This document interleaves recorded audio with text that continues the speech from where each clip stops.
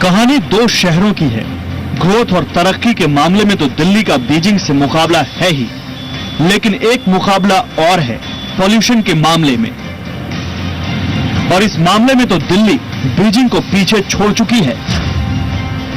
दिल्ली में सांस लेना जहर हो गया है। छोटे छोटे बच्चे, यहां तक कि मेरा पोता भी मास्क पहनता है। ये शब्द हैं चीफ जस्टिस एचएल दत्तू के। सवाल यह है कि दिल्ली की आबो हवा में ये जहर किसने घोला है? वर्ल्ड हेल्थ ऑर्गेनाइजेशन की रिपोर्ट के मुताबिक दुनिया के 20 सबसे प्रदूषित शहरों में 13 शहर अकेले भारत में मौजूद हैं और दिल्ली ने तो इस मामले में टॉप किया है। अंदाजा इन आंकड़ों से ही लग जाएगा। सेहत के लिए बेहद खतरनाक पीएम 2.5 यानी पार्टिकुलेट मैटर 2.5 की सीमा है 60, लेकिन दिल्ली में ये 600 से 700 के स्तर पर है। शायद तभी एक स्टडी में दावा कर दिया गया है कि दिल्ली में सांस लेना 30 सिगरेट पीने के बराबर है। दिल्ली में इस हालात को देखते हुए सुप्रीम कोर्ट में एक याचिका दायर की गई है, जिसमें अपील की गई है कि सुप्रीम कोर्ट केंद्र, दिल्ली सरकार और एमसीडी को निर्देश दे कि दिल्ली में आने वाली हल्की कमर्शियल गाड़ियों से टोल के अलावा कम से कम 600 रुपए और भारी कमर्शियल गाड़ियों से कम 1200 रुपए प्रदूषण हर्जाने के तौर पर वसूले जाएं। इस मामले में अमिकस क्यूरे थे वरिष्ठ वकील हरीश साल्वे, जिन्होंने सुनवाई के दौरान कहा कि उनकी पत्नी और बेटी को अस्थमा है और खुद उन्हें भी स्टेरॉइड लेने की जरूरत पड़ गई है। हरीश साल्वे जी ने पहले भी जो सीएनजी के ऊपर काम किया था, उन्हीं की ताकत से, उन्हीं की मेहनत से दिल्ली शहर के अंदर सीएनजी आई थी और सीएनजी के कारण प्रदूषण कम हुआ। अब फिर से प्रदूषण इतना बढ़ गया कि आज आपने सुना हरीश साल्वे ने कहा मैं स्टेरॉइड ले रहा हूं। मुझे लगता है पूरे शहर के अंदर आज ये बात सही सब तय है कि प्रदूषण बहुत बढ़ गया है और हद से ज्यादा बढ़ गया है। सवाल यह है कि आखिर किसकी लापरवाही का खामियाजा दिल्ली के लोग भुगत रहे हैं, क्योंकि छोटे छोटे बच्चों को दिल्ली की जहरीली आबो हवा से बचने के लिए मास्क का सहारा लेना पड़ रहा है। इसी मुद्दे पर सबसे बड़े एनालिसिस के लिए सीधे चलते हैं अमीश देवगन के पास जी बिजनेस स्टूडियो में।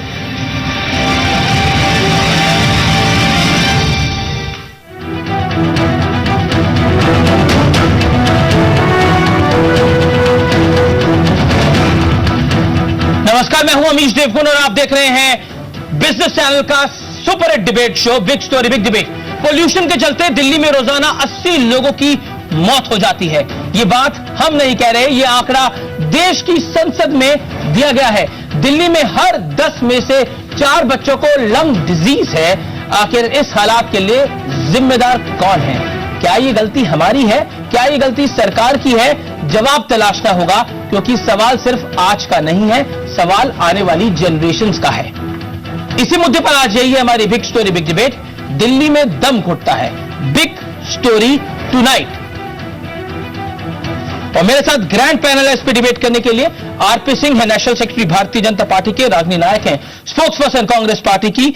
मेरे साथ कमल मित्रा शिनॉय है, प्रोफेसर जेएनयू के, आम आदमी पार्टी के सपोर्टर भी हैं।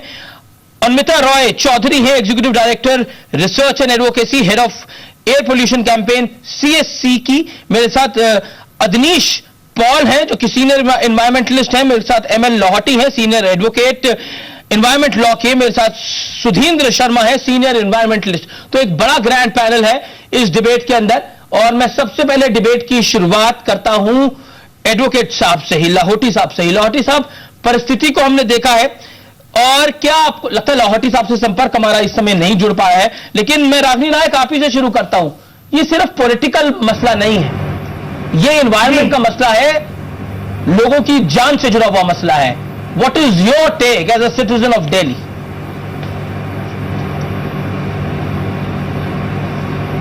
अमीश, आपकी बात से सहमत हूं, लेकिन थोड़ा सा सुधार करूंगी।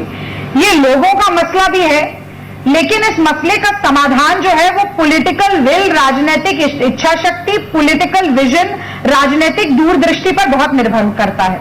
देखिए, ये तो महात्मा गांधी कह गए थे कि प्रकृति के पास हर व्यक्ति की जरूरत पूरा करने का हर साधन उपलब्ध है, लेकिन एक व्यक्ति का भी लालच पूरा करने का साधन नहीं है। He was advocating a need based world. लेकिन आज हम जिस तरह की लाइफस्टाइल देख रहे हैं, हम नहीं कह पाएंगे कि उस नीड बेस्ड वर्ल्ड ऑर्डर की तरफ हम आगे बढ़ रहे हैं। बहरहाल ये कहना कि केवल जनता का की जिम्मेदारी है, मैं समझती हूं कि पॉलिसी इंटरवेंशन की जो बड़ी जिम्मेदारी सरकारों की होती है उससे दरकिनार करना कहीं ना कहीं हो जाएगा। ओनर्स ऑफ रिस्पॉन्सिबिलिटी आप लोगों पर शिफ्ट नहीं कर सकते। अंततः सरकारें चुनी जाती हैं कि वो नीतियों के तहत बड़े कदम उठाएं और एक व्यापक स्तर पर किसी भी मुद्दे के समाधान को ढूंढने की कोशिश करें। एक अंतिम बात मैं जोड़ना चाहूंगी। आप देखिए कि सुप्रीम कोर्ट को बीच में आकर मोदी सरकार, दिल्ली सरकार और दिल्ली एमसीडी से ये पूछना पड़ा कि आखिर क्यों ऐसा है कि 30% दिल्ली का वायु प्रदूषण बढ़ाने वाले जो ट्रक हैं उनके ट्रांजिट रूट को आप डाइवर्ट नहीं कर पाए। आपका प्लान ऑफ एक्शन क्या है? कहीं ना कहीं वायु प्रदूषण की रोकथाम के प्रति जो प्राथमिकताएं हैं सरकार की, वो इस बात से प्रदर्शित हो रही हैं कि दिल्ली का PM 2.5 लेवल करीब 15 गुना ज्यादा है परमिसिबल लेवल से। और हमें इन दोनों सरकारों से सवाल तो पूछना पड़ेगा कि 2011 में जिस दिल्ली को UN ने क्लीनेस्ट सिटी का अवार्ड दिया था, आखिर ये 2-3 सालों में वो गार्बेज सिटी और मोस्ट पोल्यूटेड सिटी क्यों बन गई? क्यों नहीं पॉलिसी इंटरवेंशन से, एक बड़े दूरदर्शी प्लान ऑफ एक्शन से हम इस एयर पोल्यूशन को कंट्रोल कर पाए? जी, बड़ा इंपॉर्टेंट सवाल है। मेरे साथ अरुमिता रॉय भी हैं। मौजूदा परिस्थिति दिल्ली वालों के लिए कितनी मुश्किल है और कितनी घातक है? That's my straight question. देखिए, आज जो आंकड़े हमारे सामने हैं और जो प्रदूषण की मात्रा है, हर घंटा एक मौत होती है वायु प्रदूषण के कारण। और आज जो हमारे सामने जो सरकार की तरफ से जो रिसर्च हुआ है उससे पता चलता है कि हर तीसरा बच्चा, उसके जो लंग्स हैं वो इम्पेयर्ड हो चुके हैं। तो जो आने वाली पीढ़ी है उसकी जो हेल्थ है हम वो कॉम्प्रोमाइज कर चुके हैं। और वायु प्रदूषण की जब बात हो रही है 2008-9 से लेके हम जब देख रहे हैं बड़ी तेजी रफ्तार के साथ ये प्रदूषण बढ़ रहा है। और आज सिर्फ एक पोल्यूटेंट के बारे में हम बात नहीं कर रहे, हम तो मल्टी पोल्यूटेंट क्राइसिस के बारे में बात कर रहे हैं कि एक साथ कई जहर एक साथ घुलकर हमारे सांसों के साथ अंदर जा रही है। और ये जो हो रहा है इसका यही कारण है कि हमारा जो फर्स्ट जनरेशन एक्शन था दिल्ली में, जब बड़े पैमाने से हमने CNG किया, प्रदूषण फैलाने वाली जो इंडस्ट्री है उसको बाहर निकाला, उसके बाद हमने एक अच्छा भी देखा कि तब प्रदूषण की मात्रा कम हो रही थी। और वर्ल्ड बैंक के अनुसार दिल्ली में हम 3600 से भी ज्यादा मौत को हम बचा पाए थे हर साल। पर ये इतना कुछ करने के बाद भी जब सेकंड जनरेशन रिफॉर्म की बात आई, तब हमने देखा कि जो मोमेंटम हमको बनाए रखना चाहिए था वो हम नहीं कर पाए। और जो प्रदूषण की जो सबसे बड़ी सोच आज इस शहर में है, जहाँ पे 8.5 मिलियन गाड़ियां हैं, निजी गाड़ियों के ऊपर निर्भरता बन रही है। और इससे हर रोज हम 1400 से भी ज्यादा गाड़ियों की रजिस्ट्रेशन कर रहे हैं। और इसके साथ साथ 1 लाख से भी ज्यादा गाड़ियां, ट्रक्स बाहर से दिल्ली में आ रही हैं। तो जिस तरीके से प्रदूषण बढ़ रहा है, जो कदम हमें लेने थे वहां पे हम ढीले पड़ गए। 2-3 पॉइंट्स हैं। दुनिया की सबसे प्रदूषित 20 शहरों में 13 भारत के हैं, ये WHO की रिपोर्ट कहती है, जो हमारे पास जानकारी है। प्रदूषित शहरों के मामले में दिल्ली टॉप पर है, WHO की रिपोर्ट कहती है। CNG कांग्रेस के कार्यकाल में हो गया, अब कार्यकाल आपका है केंद्र में, और दिल्ली में कार्यकाल जो है वो अरविंद केजरीवाल साहब का है, आम आदमी पार्टी का है। और RP सिंह साहब, आप दोनों में समन्वय है नहीं। ऐसे में क्या उम्मीद करें हम? सोल्यूशन निकलेगा कुछ? अभी तो आपकी आवाज के अंदर पोल्यूशन आ रहा है, मेरे को सुनाई नहीं दिया आपने जो बोला है। मैं चाहूंगा यार अपने कैमरामैन को, अपने सिस्टम को बोले स्टूडियो में थोड़ा आवाज। जी चलिए, हम इसको करेक्ट कराने की कोशिश करते हैं। ओवर टू यू कमल मित्र शिनॉय। देखिए, इसमें रागिनी ने बिल्कुल सही बात कहा है कि पॉलिसी इंटरवेंशन पहले भी होना चाहिए था। मुझे जहां तक याद है करीब 7 साल पहले डाउन टू अर्थ ने सर्वे किया था और उसमें स्पष्ट था कि इस तरह की लाइफस्टाइल में हम रहें, प्रदूषण को चेक नहीं करें, बाहर से ट्रक और गाड़ियां आए, जो दिल्ली के भी गाड़ियां हैं उनका मंथली या बाय मंथली पोल्यूशन चेक नहीं हो तो हालत खराब होगी। मगर जो राजनीतिज्ञ हैं, काफी पॉलिसी मेकर्स हैं, वो अच्छी बात सुनना चाहते हैं, बुरी बात नहीं सुनना चाहते हैं। और ये बहुत अफसोस की बात है एक तरह से हमारे देश के लिए कि हर बार हमें सर्वोच्च न्यायालय पे जाना पड़ता है या उच्च न्यायालय पे, क्यों पॉलिसी मेकर्स समझते नहीं है। और लाइफस्टाइल की बात भी जरूरी है उठाने के लिए। क्या कोई सिंगापुर में यदि आपके पास गाड़ी हो टैक्स लगती है, यदि उससे 2 गाड़ी हो तिगुना टैक्स लगता है। हमें यह भी सोचना होगा कि जहां से पोल्यूशन आता है, क्या डीजल गाड़ियां और प्रदूषित करते हैं पेट्रोल के मुकाबले में? इन तरह के प्रश्न पूछना चाहिए और हर साल रिपोर्ट देना चाहिए सर्वोच्च न्यायालय को कि प्रदूषण का लेवल कितना घटा है। और आखिरी बात मैं ये कहता हूं, यदि हम और शहरों में ये नहीं करें तो वो भी दिल्ली जैसे हो जाएंगे। जी, मैं क्विकली रुक करता हूं। मेरे साथ इस पैनल के अंदर कई सारे और एक्सपर्ट्स बने हुए हैं। आरपी सिंह साहब, अब मुझे उम्मीद है आप तक आवाज मेरी पहुंच रही होगी। जी, अब आ रही जी। जी, मैं आपसे जानना चाहता हूं, क्योंकि दिल्ली सरकार में और केंद्र की सरकार में समन्वय नहीं है। सीएम जी तो हो गया, दिल्ली में भी कांग्रेस की सरकार थी, सेंटर में भी कांग्रेस की सरकार थी, थोड़ा पोल्यूशन कम हुआ, लेकिन अब परिस्थिति दोबारा खराब हो रही है। क्या कहना चाहेंगे, क्या करना चाहेंगे? लोगों के लिए आप साथ आएंगे या फिर अभी भी राजनीति होगी हावी? मैं इसमें राजनीति का विषय नहीं है, ये विषय है कि मंशा क्या सरकारों की। और इस समय इस बार का जो बजट आया था दिल्ली सरकार में, उसमें क्या उन्होंने प्रोविजन किया था? दिल्ली ने पोल्यूशन कम करने का, एनवायरमेंट के मामलों को प्रोविजन किया था। अब ये चेक करिए क्या प्रोविजन किया उन्होंने इस बार और क्या मंशा है। पिछले 9 महीनों में उन्होंने क्या कोई ऐसा कदम उठाया जिससे दिल्ली में पोल्यूशन कम हो? क्या कोई ऐसा काम किया जिससे दिल्ली में पोल्यूशन कम होने की कोई चिंता हो? तो मूलतः दिल्ली सरकार की जिम्मेवारी है। हमसे तो जो सपोर्ट केंद्र से चाहेंगे हम वो सपोर्ट करेंगे उनको हर कीमत पे। जी, मैं रागिनी के पास चलता हूं। रागिनी, आप क्या कहना चाह रही हैं? देखिए, इसमें 2-3 थोड़े से टेक्निकल बातें हैं जो यहाँ पर समझना बहुत जरूरी है। सबसे पहली बात तो यह है कि दिल्ली में जितने ट्रक आते हैं जिनकी डेस्टिनेशन दिल्ली नहीं है पर केवल ट्रांजिट रूट के जरिए दिल्ली को क्रॉस करते हैं, ताकि ऑल्टरनेट रूट यूज करने पर जो टोल टैक्स उन्हें देना पड़े उससे वो बच सकें, ऐसे ट्रकों की संख्या एमसीडी ने 71% कम बताई है। तो पहला सवाल तो ये उठता है कि उसके पीछे एमसीडी की क्या मंशा थी कि इतनी कम संख्या करीब 30,000 बताई है, जबकि अमूमन 52,000 ट्रक रोज रात को दिल्ली को क्रॉस करते हैं। पहली बात। दूसरी बात, एक ऑल्टरनेट रूट बनाने की जो बात थी जिसे नेशनल एक्सप्रेसवे 2 कहा जाता है, जो कि कोंडली गाजियाबाद पलवल एक्सप्रेसवे के नाम से भी जाना जाता है, उसका जो प्रपोजल था उसके ऊपर केंद्र सरकार 1.5 साल तक बैठी रही। कोई उसके लिए किसी फंड एलोकेशन की बात नहीं हुई। सुप्रीम कोर्ट की फटकार के बाद कहीं जाकर वो अगस्त में वो फंड एलोकेशन हुआ है। तो बार बार ये कहना कि हमारी जिम्मेदारी नहीं है, आप देखिए। वहीं पर अगर दिल्ली सरकार की भी बात करें तो कई चीजें हो सकती थी। ये हो सकता था कि जो पब्लिक ट्रांसपोर्ट है या पैसेंजर व्हीकल जो क्लीन फ्यूल यूज करते हैं उनकी एक्साइज ड्यूटी को कम कर दिया जाए ताकि उन्हें प्रोत्साहन मिले। ये भी हो सकता था कि अभी एक नई जो रेडियो फ्रीक्वेंसी आइडेंटिफिकेशन स्कीम आई है उससे ट्रांसपोर्ट आइडेंटिफिकेशन की जा सके और उनको रोकने का काम किया जा सके। ये भी किया जा सकता था कि टोल टैक्स के साथ साथ पॉल्यूशन चार्ज लगाया जाए।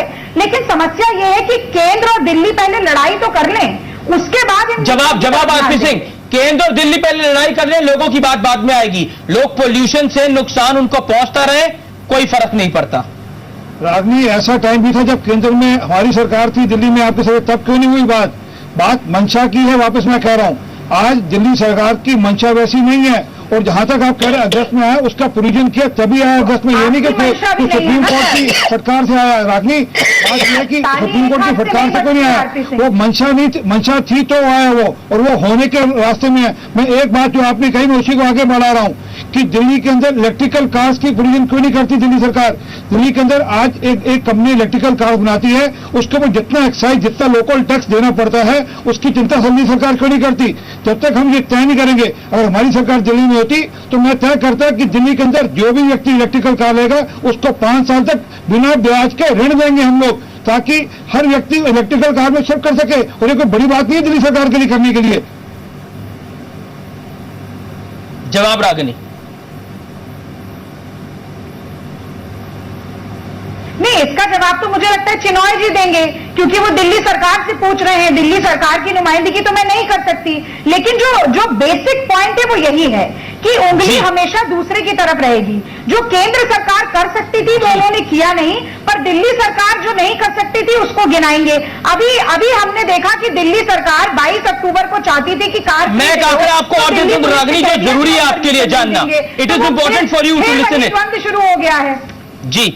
14 सालों में दिल्ली में पोल्यूशन का लेवल दोगुना हो गया है और पिछले 7 सालों में प्रदूषण का स्तर सुधारने के लिए 385 करोड़ रुपए का फंड जमा हुआ है, लेकिन इसमें से 87% रकम अभी भी इस्तेमाल के बाद पड़ी हुई है। यानी 7 साल में सरकार का सिर्फ कुल फंड का 13% ही खर्च हो पाया है। इसमें आपकी सरकार भी थी। अभी दिल्ली की सरकार को तो बने हुए कुछ ही समय हुआ है, बीच में सरकार नहीं थी, उसको 1 साल था, लेकिन आपकी सरकार भी थी उसके अंदर। तो question comes on you also. अमीर जी देखिए, बिल्कुल आप सही कह रहे हैं, सवाल पूछा जाना चाहिए। जब हम सरकार में हो तब भी हमसे ही पूछा जाना चाहिए, जब हम विपक्ष में हो तब भी हमसे। तब आपकी सरकार थी जिस समय तो मैं सवाल पूछ रहा हूं। हमारे पास है, इन दोनों के पास तो है नहीं। हाँ, मैं बता रही हूं। देखिए, समय और जरूरत के हिसाब से नीति और फंड एलोकेशन होता है। कांग्रेस पार्टी ने 15 साल दिल्ली में सरकार चलाई, कब इस तरीके के पॉल्यूशन की क्रिटिकल सिचुएशन हमने देखी?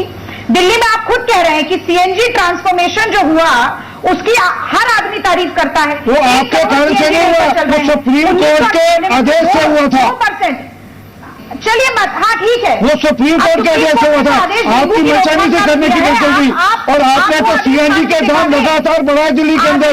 आदेश अलग चीज होती है, टैक्स लगाया, आदेश अलग चीज होती है। सीएनजी के ऊपर शीलाजी लगातार टैक्स। सुन तो लीजिए, आपने तो सीएनजी के दाम बढ़ाए। बोल लीजिए, आप बोल लीजिए। आपने तो दिल्ली में सीएनजी का लगातार दाम बढ़ाए, आप उसको सीएनजी कर ले रही हैं आप। अब सुन लीजिए, क्रेडिट लेने का काम आप करते हैं, जुमले छोड़ते हैं और क्रेडिट लेते रहते हैं। जुमले की बात नहीं है, बता रही हूं, दिल्ली में 1 करोड़ सीएनजी व्हीकल चलते हैं। ये क्लीन फ्यूल रेवोल्यूशन जो है वो कांग्रेस सरकार के समय पे हुआ। माफी चाहते हैं, झूठ बोल रही है, गलत बोल रही है, गलत बयानी कर रही है। वो सुप्रीम कोर्ट के ऑर्डर से हुआ, आपकी मंशा नहीं थी। सुप्रीम कोर्ट ने लगातार आपको कहा, तब किया आपने। और दिल्ली सरकार कैसे कर पा रही है, यही बताता है कि अच्छा इंप्लीमेंटेशन और खराब इंप्लीमेंटेशन क्या होता है। लेकिन आगे बढ़ते हैं। 2% फॉरेस्ट कवर दिल्ली का था 98 में। जब कांग्रेस सरकार गई, अमीश जी 33% हुआ। हमने जो पेड़ पौधे लगाए, ये मोदी और केजरीवाल सरकार उन्हें पानी भी नहीं दे पाए। ये इंटीग्रेटेड पॉलिसीज हैं। कितने 20,000 पार्क और गार्डन। मैडम, मैंने जो आपको आंकड़ा बताया उसमें 4 साल आपकी सरकार थी। रागी नायक, चलिए मैं अब एनवायरमेंटलिस्ट के पास भी आ जाता हूं, काफी देर से वेट कर रहे हैं। मेरे साथ एनवायरमेंट के लॉयर भी है। ओके, मैं एनवायरमेंटलिस्ट के पास आ जाता हूं। मेरे साथ अदनीश पाल भी जुड़े हुए हैं। मेरे साथ इस डिबेट के अंदर सुधींद्र शर्मा साहब भी जुड़े हुए हैं। सुधींद्र शर्मा, मैं आपसे जानना चाहता हूं, all is well in Delhi? मुझे ऐसा लगता है कि जो ये दोनों राजनीति वाले हमारे साथी बात बीजेपी और कांग्रेस, वो बिग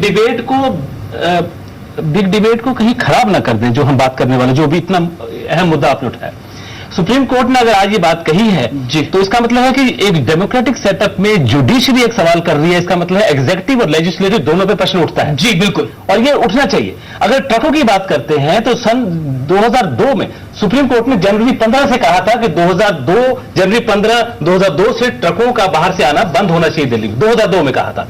सुप्रीम कोर्ट के आदेश की अवहेलना हुई है। आज इस बात को 13 साल हो गए।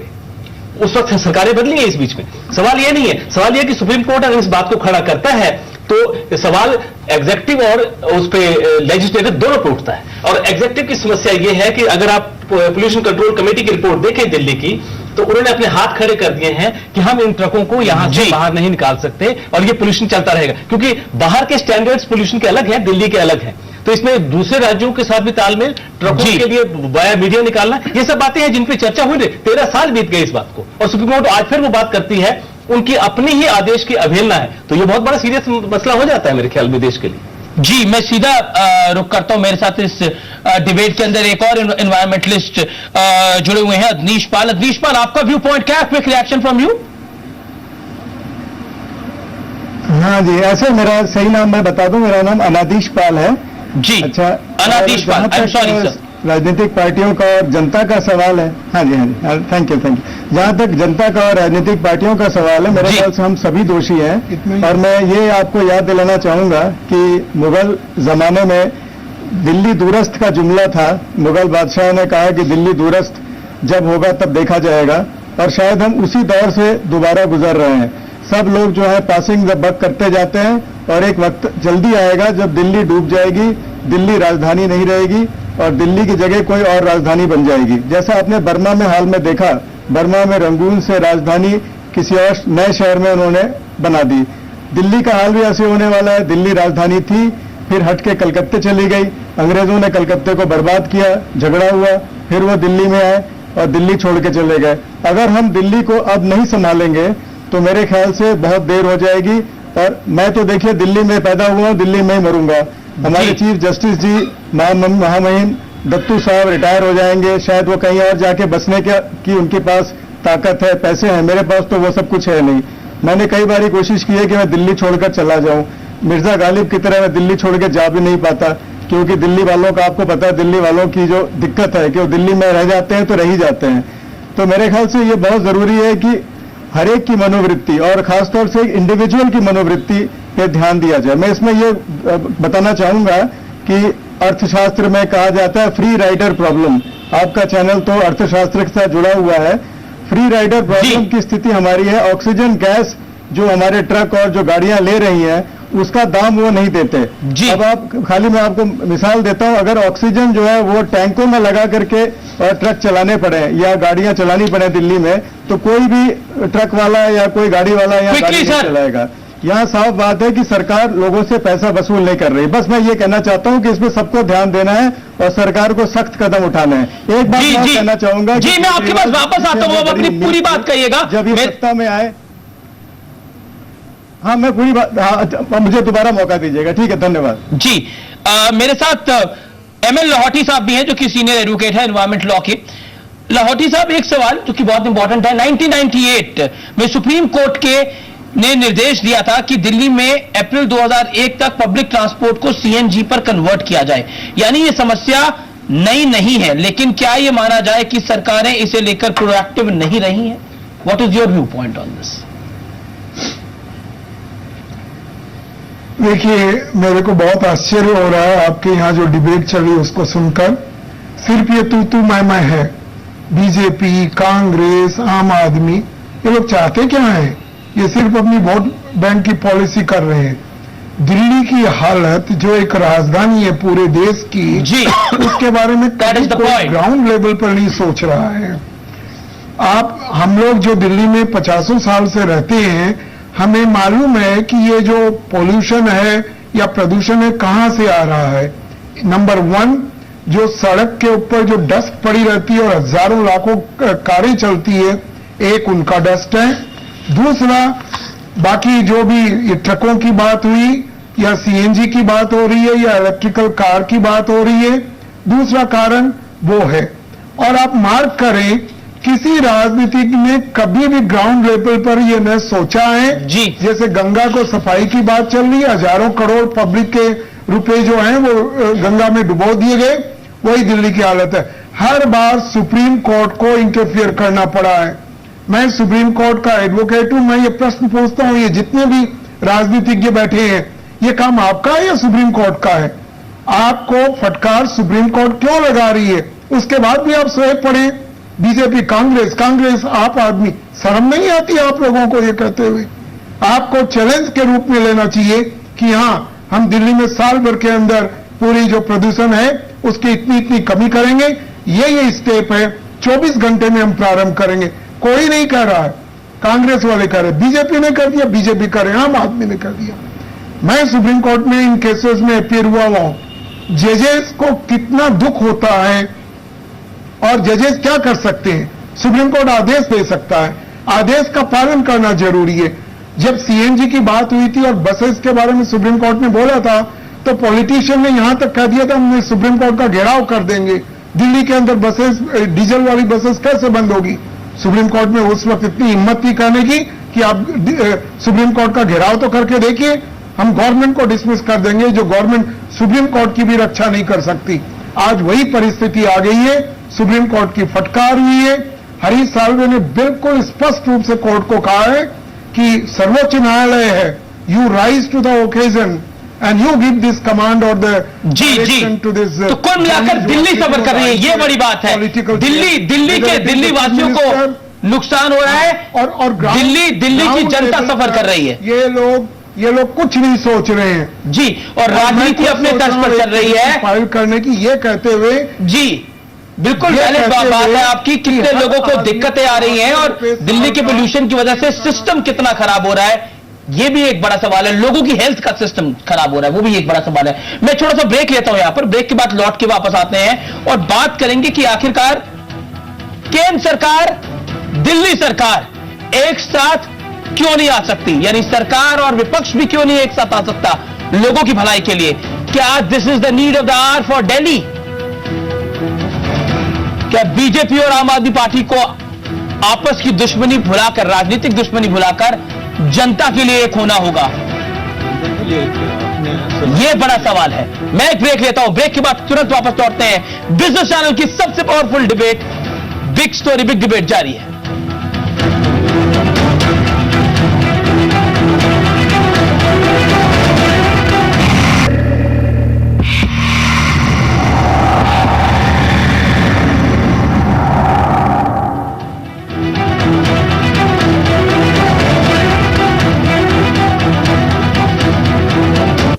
आप देख रहे हैं बिग स्टोरी बिग डिबेट और हम लगातार आपको बता रहे हैं कि आखिरकार ऐसी क्या खबर आई जिसने वाकई ये बता दिया कि दिल्ली में हालात इस समय कितने खराब है और आने वाले 5 साल में हालात कैसे होंगे या आने वाले 2 साल में हालात कैसे होंगे। इस दौर में हम डिबेट की इसी की बात करेंगे। आखिरकार कहां है लोगों का स्वराज राजनीति के आगे? क्या लोगों की हेल्थ के साथ हम खेल जाते हैं? यह बड़ा सवाल है। मेरे साथ इस ग्रैंड पैनल में आरपी सिंह, रागिनी नायक, कमल मित्रा शिनॉय, अनुमिता रॉय, अनादीश पाल, सुधींद्र शर्मा, एमएल लाहौटी साहब, तमाम लोग मौजूद हैं। शर्मा साहब, आपसे मेरा पहला सवाल होगा, next 2 years, next 5 years Delhi में? Next 2 years of course, but you know again I bring the point back again कि जो काम 13 साल में नहीं हुआ वो 2 साल में कैसे होगा? पहले सवाल। मैं कह रहा हूं 2 साल में हालात और कितने बदतर हो सकते हैं? और ज्यादा बदतर होने वाले हैं। जितने ट्रक की बात आज कर रहे हैं, अगर एक्सटर्नल पोल्यूशन की बात करें तो अब 85 या 90 हजार के आसपास ट्रक आज के डेट में आ रहे हैं, दिल्ली से गुजर रहे हैं किसी न किसी कारण वजह से। क्या प्रैक्टिकल है ट्रक्स को रोकना? अभी तक हुआ नहीं। मैं कह रहा हूं प्रैक्टिकल इसलिए नहीं है कि आपके पास जो नाके हैं जहां आप रोकते हैं, उस नाकों पे आपका सिस्टम नहीं है जिसको आप रोक सकें। और ट्रक पे जो टैक्स लगाते हैं आप, उसके पहियों के नंबर के देख के लगाते हैं, वेट कितना कैरी कर रहे हैं, पोल्यूशन लोड क्या है उसका, उसकी बात नहीं करते। और कोई सिस्टम नहीं है कि ट्रकों को वापस किया जाए वहां जी।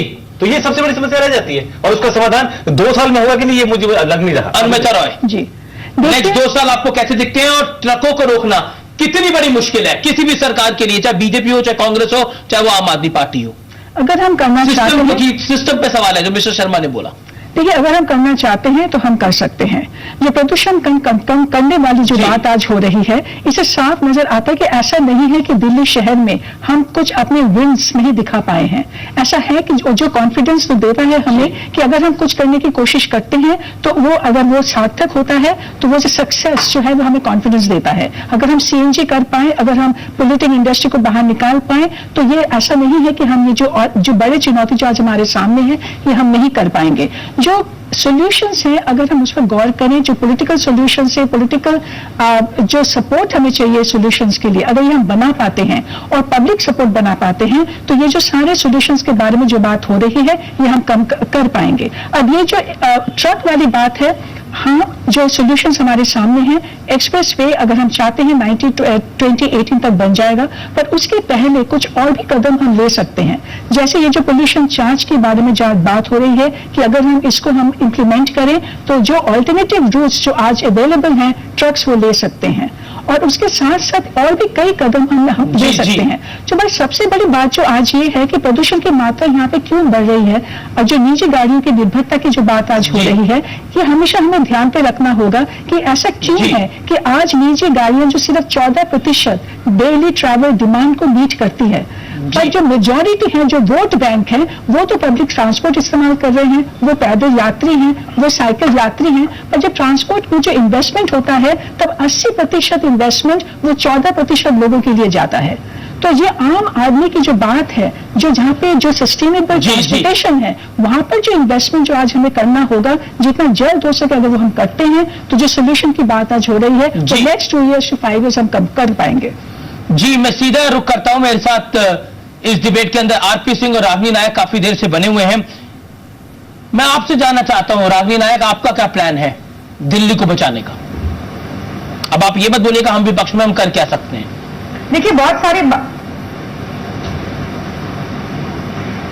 देखिए विपक्ष में रहते हुए भी अपने उत्तरदायित्व को निभा रहे हैं। एक भी असेंबली में सीट नहीं है। डेंगू में देखा पूरी दिल्ली ने कि किस तरीके से हमने फॉगिंग ड्राइव चलाई और किट बांटी। तो खैर बहरहाल वो अलग बात है, चर्चा पे विषय पे बोलती हूँ। देखिए 2-3 चीजें बहुत महत्वपूर्ण है। 30% प्रदूषण जो हो रहा है वो ट्रक्स की वजह से हो रहा है। बाकी का प्रदूषण, और ये माने कि 60% प्रदूषण जो है वो दिल्ली के लोग और दिल्ली की गाड़ियों की वजह से भी हो रहा है। तो इसमें एक बड़ा सवाल जिस पर मुझे लगता है व्यक्तिगत तौर पे कि चर्चा का विषय जो है एक व्यापक स्तर की चर्चा का, वो कार डेंसिटी है। आपने अपनी रिपोर्ट जो दिखाई उस पर बातचीत इसी बात से शुरू हुई 2 शहरों के कंपैरिजन से, बीजिंग और दिल्ली। तो अगर चीन के बारे में भी बात करें तो वहां तो अब कारों का रजिस्ट्रेशन नंबर लॉटरी के हिसाब से मिलना शुरू हो गया है। यानी आपके पास कितना पैसा है ये निर्धारित नहीं करेगा कि आप कार खरीद पाएंगे कि नहीं। आपको कार की कितनी जरूरत है ये भी निर्धारित नहीं कर पाएगा, क्योंकि कारें इतनी ज्यादा हो गई और प्रदूषण इतना ज्यादा है। तो क्या भारत में एक लोकतंत्र में इस तरीके की कोई व्यवस्था बन सकती है? मैं कहती हूं इसके ऊपर राजनीतिक दलों और जनता को सोचना पड़ेगा। दूसरी बात, जो पॉल्यूशन चार्ज की बात हुई, यदि पॉल्यूशन चार्ज इतना बढ़ा दिया जाता है कि वो टोल टैक्स के बराबरी पर या उससे ज्यादा हो जाए, तो ये बहुत ही मतलब बड़ी ऑब्वियस बात है कि ट्रक्स ऑल्टरनेट रूट पर ही जाएंगे और दिल्ली में नहीं जाएंगे, कम से कम तब तक जब तक कि एक्सप्रेसवे का निर्माण नहीं होता है। तीसरी बात जो मुझसे पहले के वक्ता ने पब्लिक सपोर्ट के बारे में कही, आप देखिए democratisation of information and knowledge with respect to climate बहुत ज्यादा जरूरी है। पार्टिसिपेटिव डेमोक्रेसी में क्या दिल्ली के लोगों को पता है कि ये समस्याएं कैसे हो रही हैं? क्या दिल्ली के लोगों की जो आम आदमी पार्टी मोहल्ला समिति की बात करती थी, क्या इस तरीके से जनता से जाकर बात हो रही है? अगर आज अभी आप बताइए आप क्या करेंगी? चलिए आम आदमी पार्टी से मैं पूछूंगा वो क्या करेगी। वो एक कोशिश कर रही है कि दिल्ली के अंदर एक दिन साइकिल चले, जिसके लिए दिल्ली पुलिस परमिशन नहीं दे रही। ये भी एक बात है जो कि एक अच्छा सोल्यूशन हो सकता है। मैं सीधा रुक करता हूं आरपी सिंह से। आरपी सिंह साहब, आम आदमी पार्टी की सरकार डिमांड कर रही है, गोपाल राय जो मंत्री है वो कह रहे हैं कि एक दिन लोग साइकिल से चले, इसकी इजाजत मिल जाए, लेकिन दिल्ली पुलिस इसकी इजाजत नहीं दे रही। दिल्ली पुलिस केंद्रीय सरकार के तहत आती है। हम इस डिबेट में नहीं पढ़ना चाहते क्यों आती है, क्यों आनी चाहिए। जरूरी भी है दिल्ली सरकार अब केंद्रीय सरकार के तहत आए दिल्ली पुलिस, लेकिन इसके लिए परमिशन देंगे आप? नहीं, परमिशन तो बिल्कुल मिलनी चाहिए और मिलेगी परमिशन को। वो तो किस दिन मांग रहे परमिशन? वो जिस दिन दिल्ली में दशहरा है, जिस दिन लोग फेस्टिविटी में होंगे, उस दिन परमिशन चाहिए। तो उसके आगे पीछे करिए ना। हम तो कह रहे हैं आप एक कुछ छूट के क्यों आप तय करिए कि हम एक दिन पूरा दिन हम साइकिल पे जाएंगे। वही केजरीवाल साहब, BJP support this, we will 100% support this, but not on a. आप अपने लिहाज से क्या करेंगे? चलिए, ये तो बात उस सवाल की। बीजेपी अपने लिहाज से दिल्ली में जो हालात बने हैं उसके लिए क्या करेगी, जो सुप्रीम कोर्ट ने आज पॉइंट आउट किया है? हमारे हाथ में जो है वो है कि हम लोगों ने अभी आपको कहा ना कि बाहर से हाईवे के लिए अभी एलोकेशन की, उसके लिए 2018 तक के कमिटमेंट उसको पूरा करेंगे उसको, ताकि दिल्ली में ट्रक का पोल्यूशन कम हो। परंतु उससे जो बड़ी बात है, वापस मैं दिल्ली सरकार कोई भी कदम उठाएगी जिससे दिल्ली में प्रदूषण कम हो, उसको पूरा केंद्र सरकार की ओर से समर्थन मिलेगा, जिस प्रकार का भी समर्थन वो चाहेंगे। जी, मैं सीधा रुख करता हूं अब कमल मित्र सुनाए का। आप प्रोफेसर भी हैं और आम आदमी पार्टी के सपोर्टर भी हैं। आपको लगता नहीं है कि थोड़ा फ्लेक्सिबल होना चाहिए आप लोगों को भी? बिल्कुल फ्लेक्सिबल होना चाहिए। तो लोगों के लिए केंद्र सरकार जो मदद दे रही है वो ले लेनी चाहिए। आप तो फायर फाइटिंग मोड में रहते हैं। सबसे बड़ी बात यह है कि राजनीति क्या रहेगी यदि जान नहीं रही। तो हमारा तो ये पहला लक्ष्य ये होना चाहिए कि परिवहन के पे पूरा जोर डाले। आपके पास 3 और ऐसे आप पैसा मांगते रहते हैं। 385 करोड़ का फंड आपके पास पड़ा हुआ है, please use it. Why you are not using it? That's my statement to you. The fact that we have not used it is a should be a self criticism. Okay. कि हमने नहीं इस्तेमाल किया, कि उसके लिए कोई एक्सप्लेनेशन नहीं है, कोई अपॉलॉजी देना चाहिए। दूसरी बात यह है कि जो इन्वायरमेंटल ग्रुप्स हैं, जो एक्सपर्ट्स हैं, उनके साथ हमें हमेशा टच में रहना चाहिए। और जो सरकारी संस्थाओं ने इन्वायरमेंटल बॉडीज बनाए हैं, एडवाइजरी बॉडीज बनाए हैं, उनके रिपोर्ट भी मिले, क्योंकि ये इसमें काफी स्पेशलाइजेशन की जरूरत है। पोल्यूशन चेक्स करना, गाड़ियों को पोल्यूशन चेक्स रोकना, एक दिन गाड़ी को नहीं चलाना। अमेरिका में जो है कि कुछ जो अच्छे रोड हैं उसमें यदि 4 से कम लोग बैठे हैं तो वो गाड़ी उस रोड पे नहीं जा सकती है। इस तरह के हमें सब उदाहरण लेके चलाना है जी। मगर प्राथमिकता इन्वायरमेंट को देना चाहिए जी। यदि इन्वायरमेंट ठीक नहीं होगी तो राजनीति नहीं ठीक होगी। जी, मैं क्विकली रुक करता हूं, आपको क्या लगता है, आप इस पर अपना क्या व्यू पॉइंट शेयर करना चाहते हैं? देखिए, काफी अगर हम देखें आज जो हमारे शहर में अगर आप पॉलिसीज को देखते हैं तो उसकी लैंग्वेज बदल गई है। वन बहुत फैमिली अच्छी वन चीज़ कार है। एप्लीकेबल हो सकता है कि सिर्फ ये कहने की बात है? नहीं, ये जरूर हो सकता है। आपको ठीक तरीके से अगर आपकी रोक लगाना फैमिली में होगा। एक कार होगी, आपको बिल्कुल, दिक्कत अगर तो आप नहीं मुझे है? सुविधाएं दे रही हैं तो जरूर हो सकता है। आपकी फैमिली में कितनी गाड़ियां हैं, अगर आप बता पाए तो?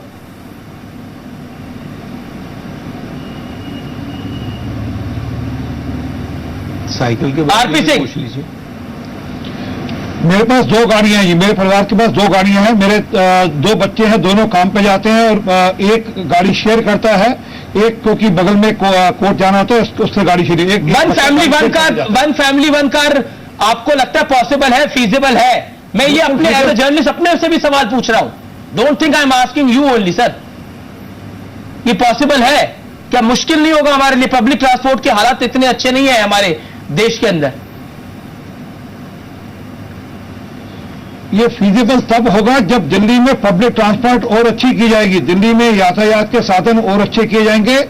केंद्र में ट्रांसपोर्ट मिनिस्टर आपके हैं, प्राइम मिनिस्टर आपके हैं, do you think it can be done? या फिर दिल्ली की सरकार राजी नहीं होगी इसके लिए?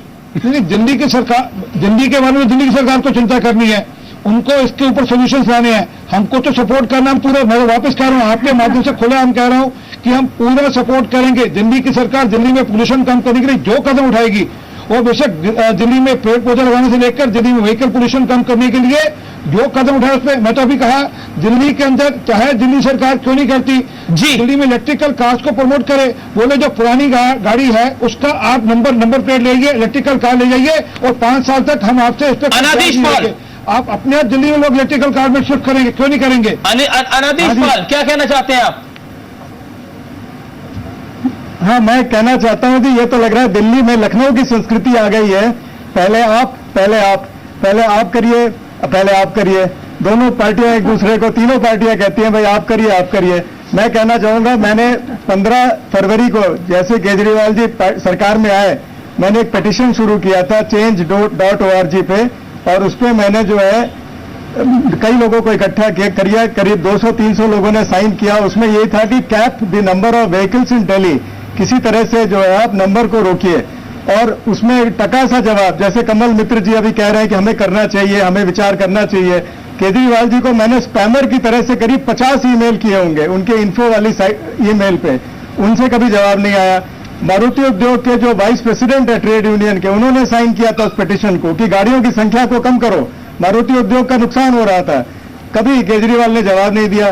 जब जवाब आया 3-4 महीने बाद, तो एक सीधा साधा जो फॉर्मेट का जवाब होता है कि हम ध्यान देंगे। भाई ध्यान देते देते इतना टाइम निकल गया।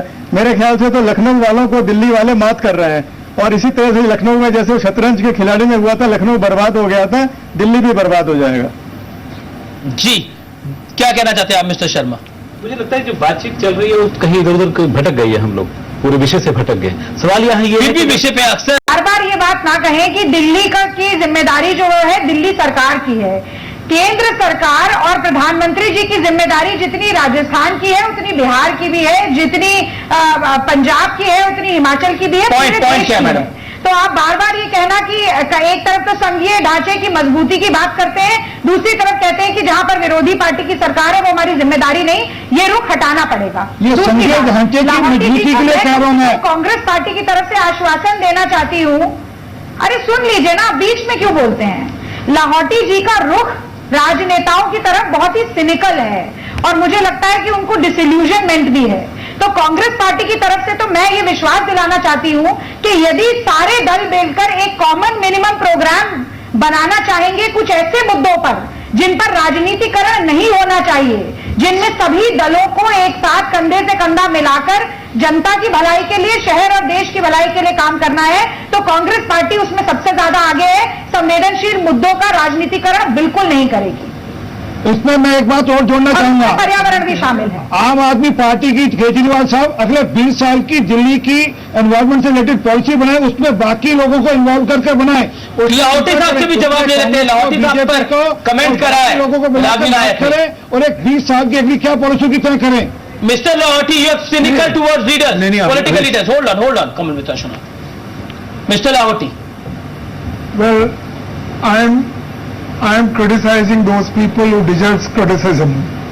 And I agree with his suggestion that all political parties or their bosses must sit together, take a serious ground action so far as Delhi is concerned, and ensure to the public and to the highest court that yes, they mean business. And they will ensure that the things are attended to at the earliest. जी, And then they can say that, well, we are the leader of the nation, या दिल्ली के बारे में हम लोग सोचते हैं। लाहौटी साहब का राजनीतिज्ञों के प्रति क्या दृष्टिकोण है, ये उनका अकेले का नहीं है। जी, जी। दिल्ली की 100% जनता इस बात से सहमत होगी कि ये तू मैं वाली राजनीति हम रोज भुगत रहे हैं, देख रहे हैं। जी, कमल मित्र सुना, एक चीज इंटरेस्टिंग है, विज्ञापन के लिए 526 करोड़ रुपए और दिल्ली वाले अभी भी पोल्यूशन में अगर मर रहे हैं, तो आपको नहीं लगता this is a question mark? आम आदमी मैंने तो स्पीकिंग एज अ इकोनॉमिस्ट, बिल्कुल मैंने कहा है कि 500 आम आदमी party, yes, but I don't support everything. और 526 को यदि आप 5 से मल्टीप्लाई करें, क्यों 5 साल का है, तो ये 26 करोड़ से ज्यादा हो जाता है जी। और वो बहुत ज्यादा है, क्योंकि हमारे पास बहुत सारे चैलेंजेस हैं। जहां तक ये ऑल पार्टी मीटिंग है, उसमें मैं एक अमेंडमेंट करना चाहता हूं, जो एक्सपर्ट्स हैं, एनवायरमेंटल एक्सपर्ट्स हैं, उनको होना चाहिए उस मीटिंग में, क्योंकि वो असलियत जानते हैं, और उसमें कुछ एजुकेशन भी हो जाएगा राजनीतिज्ञों का। और and this should be a constant phenomenon कि हर महीने या हर 2 हफ्ते ये लोग मिले, इसके छोटी कमेटी मिले। If we do not work like this, Supreme Court pass करते रहेगी, अंत में कंडेम करेगी और कुछ सुधरेगा नहीं। Sudhir Sharma, do you think politicians will act, या फिर आपको लगता है they will do politics? They will do politics, because that's what they are meant for. लेकिन सवाल यहां उठ रहा है कि एनवायरमेंट तो एक्ट करना पड़ेगा। एनवायरमेंट जो है जी, वो एक किसी फोकस डिपार्टमेंट का, किसी एक डिपार्टमेंट का फोकस नहीं है जी। दिल्ली पुलिस भी शामिल है, एमसीडी भी शामिल है जी, डीएमसी भी शामिल है, मल्टीपल एक्टर्स खेल रहे हैं उसमें, और मल्टीपल एक्टर्स में कोई रिस्पॉन्सिबिलिटी आज की डेट में आप देखिए, जब मैंने जैसे कहा 2002 में सुप्रीम कोर्ट के आदेश की अवहेलना हुई, सुप्रीम कोर्ट किसी भी एक डिपार्टमेंट को पकड़ नहीं सका, क्योंकि मल्टीपल डिपार्टमेंट इस काम को देख रहे हैं। Okay, Anadhish Pal, a final word from you. मैं आपसे ये रिक्वेस्ट करना चाहूंगा पूरी जनता से कि दिल्ली पोल्यूशन कंट्रोल कमेटी को कम से कम दिल्ली पोल्यूशन कंट्रोल कॉर्पोरेशन तो बना दें। आप एमसीडी के आपने 3 टुकड़े कर दिए, और दिल्ली पोल्यूशन कंट्रोल कमेटी एक कमेटी, अदना सी कमेटी। और जो दिल्ली का जो पर्यावरण विभाग है, वो मंत्रालय नहीं है, वो डिपार्टमेंट ऑफ एनवायरमेंट है, उसको तो कम से कम मंत्रालय बना दें। इसी से पता लगता है कि न कांग्रेस गंभीर थी, न केजरीवाल जी गंभीर है। और केजरीवाल जी और नजीब जंग जी जहां सिविल लाइंस में रहते हैं, वहां की हवा तो सबसे ज्यादा प्रदूषित है। लगता है कि राजनेताओं के जो फेफड़े हैं वो सत्ता से कुछ जो साफ हो जाते हैं। हमारे जो न्यायाधीश है और जो हमारे जज है, जो महामहिम जज है, वो सेंसिटिव है, मगर शायद राजनेताओं को के फेफड़े कुछ ज्यादा ही जो है मजबूत है। God bless our leaders also, नहीं चलाते, जिससे कि हमारे लिए काम कर सके, हम तो यही बोलते हैं। लेकिन अभी दिवाली आ रही है, दशहरा आ रहा है, नहीं तो निश्चित तौर पर जो पोल्यूशन नंबर्स है वो और बढ़ेंगे। कंक्लूजन यही है कि आप थोड़ा कंट्रीब्यूट कर सकते हैं। अगर पटाखे बहुत ज्यादा चलाते हैं साहब तो कम चलाइए, अगर रुक सकते हैं तो रुक जाइए। ये कोई बहुत बड़ी स्टेटमेंट नहीं है, लेकिन एक अनुरोध हो सकता है। तो ये थी आज की big story big debate. Pleasure having you all. तो फिलहाल बिग स्टोरी बिग डिबेट को यही वाइंड अप करते हैं, लेकिन जी बिजनेस पर तमाम बड़ी खबरें लगातार जारी हैं। आप देखते रहिए जी बिजनेस, आपका फायदा, जहां पर हम तमाम खबरें पूरे एनालिसिस के साथ, पूरे कंक्लूजन के साथ दिखाते हैं। नमस्कार।